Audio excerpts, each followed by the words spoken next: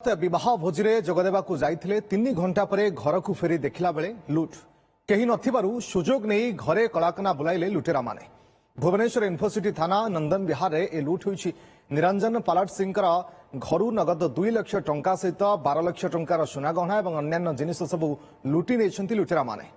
अभियोग पर घटनास्थल में खोलताड़ करुछि यूनिवर्सिटी थाना पुलिस। ए संपर्क में अधिक सूचना देउछन्ते हम प्रतिनिधि चंदन पाइकराय। घर ऋतु फेरिला लुटेरांक लेउटाणी हेला।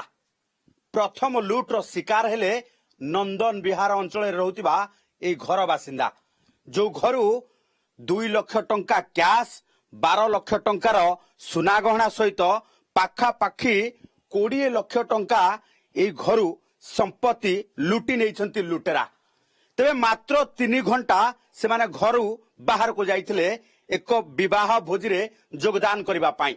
एहारी भितरे लुटेरा पसी तमाम सुना गहना सह समस्त टंका एवं एपरिकी घरे थिबा जो रही स्टाइपेंड टंका मिलिथिला तांको घरे पाठ पढुथिबा जणे छात्री को से टंका भी लुटेरा लुटि नै जाइछंती। ये गोटिए घर आउ गोटिए घर आमे देखिबा जो घरे मध्य आलमेरा को भंगा भंगी करिसंती किंतु एठी किछि नथिला ताकू किछि पाई नाहंती किंतु गोटिए पर गोटिए आलमेरा को भांगी जहा भी अच्छी घर भितरे जेउठी टंकाटिए कॉइन मध्य पड़िछि ताकू मध्य लुटि नै जाइछंती। ए पर्यंत संपूर्ण भावे विफल होइछि लुटरा को धरिबा पाई। तबे लुटर शिकार होइतिबा घर मालिक को पचारिबा कोन केमिति बाहाघर को जाइतिले एवं लुटर शिकार हेले।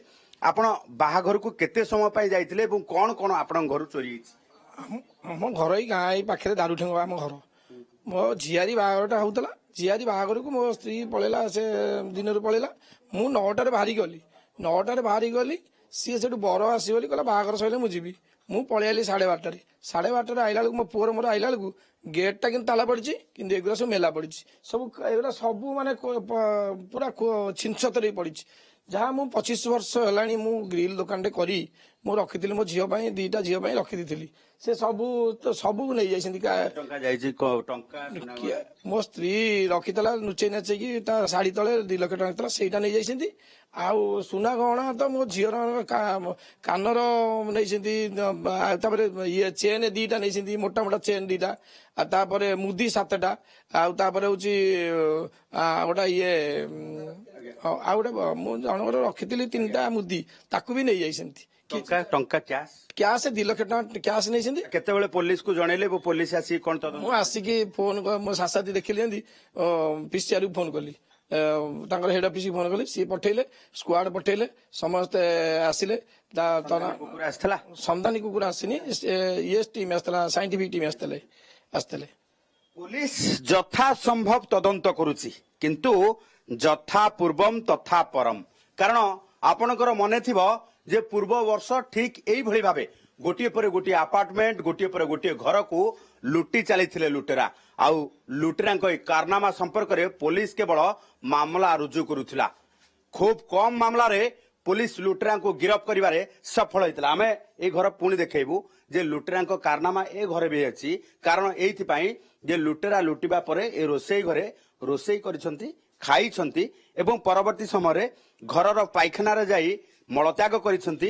एपरिकी जदि देखिबा यथा संभव 3 घंटा पर्यंत आख पाख पड़ोसी किभली भाबे बास्ना भी बारी पारिबे नाही एवं लुटेरांक ये चाली चलनी संपर्क में संदेह करिवे नाही कारण घर भितर जी अछि घर लोक भली कार्य करुची केही भी संदेह करिवे नाही जोथि पाई लुटेरा पुणी थरे नंदन विहार ए घर को सिलेक्ट करथिले एवं नंदन विहार ए घरू सबु गहना गांटी टंका लुटि नहीं चली जाइछंती।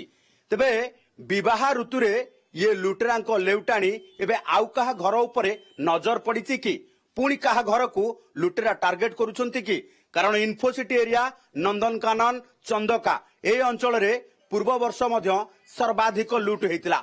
एबे पुलिस ये सबु अंचल रे किभली भाबे सुरक्षा व्यवस्था करिवो ताकू नै एबे प्रश्न उठिछि।